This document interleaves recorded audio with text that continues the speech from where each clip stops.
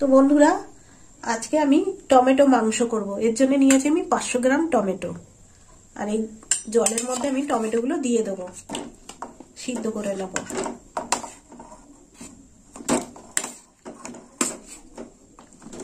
আর মাংস 700 গ্রাম আছে, এর জন্য 500 গ্রাম টমেটো লাগবে।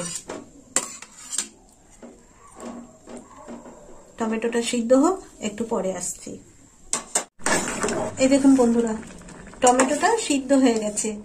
এবার আমি টমেটোটা ভালো করে চটকে নেব, পেস্ট করে নেব। কড়াই দিয়ে দেবো সরষের তেল। এতে আমি 100 গ্রাম তেল দেব।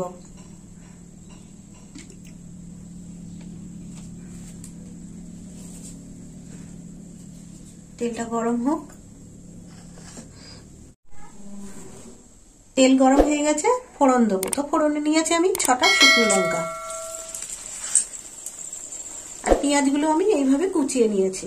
এবার আমি পেঁয়াজ দিয়ে দেবো। তো এতে 150 গ্রাম পেঁয়াজ আছে।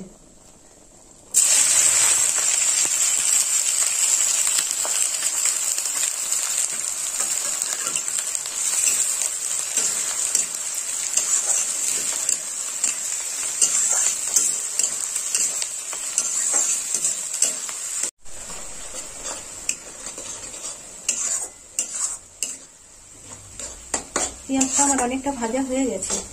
এবার আমি এতে আদা আর রসুন দিয়ে দেবো।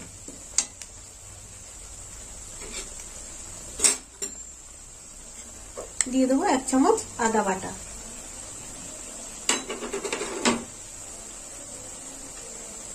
দিয়ে দেবো 1 চামচ রসুন বাটা।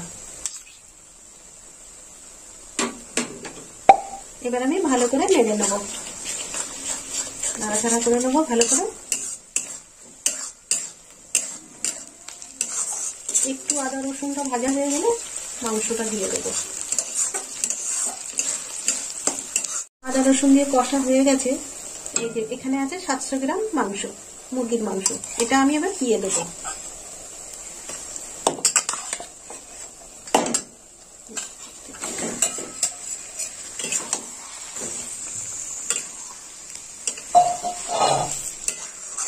আর একটু কষে নেবো, আঁচটা জোরে দিয়ে দিই। এবার দিয়ে দেবো হলুদ গুঁড়ো 1 চামচ।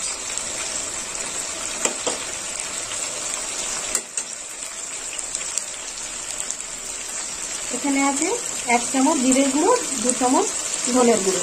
দিয়ে দেবো।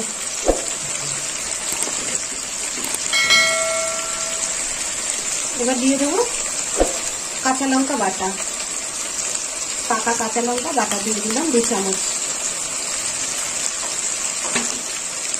এবার আমি ভালো করে কষে নেবো মাংসটা।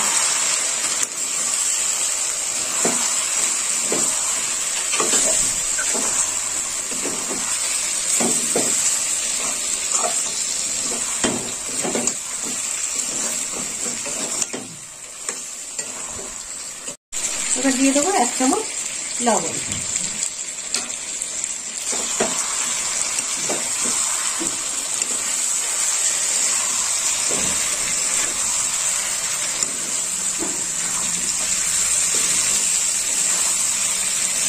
এবার একটু চাপা দিয়ে দেবো।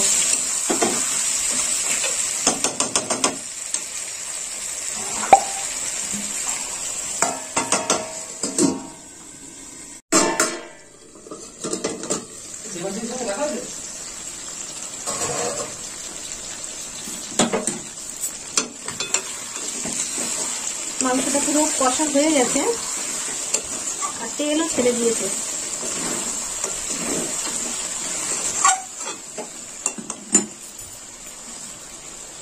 এবার আমি এই যে টমেটোর রসটা দিয়ে দেবো। এই যে টমেটো চটকে এই যে রসটা ভালো করে ছেঁকে নিয়েছি, এবার আমি দিয়ে দেবো।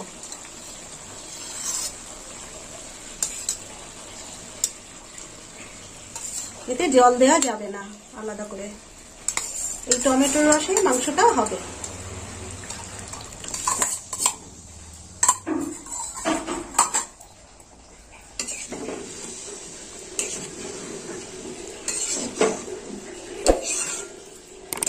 মাছটা ঝোল করে দেব।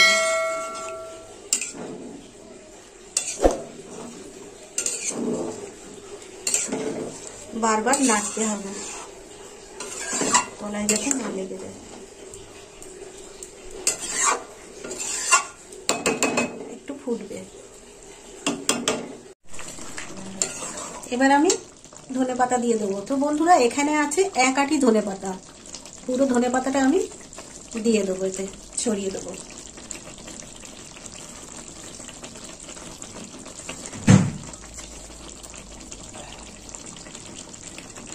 একটু নেড়ে নেব।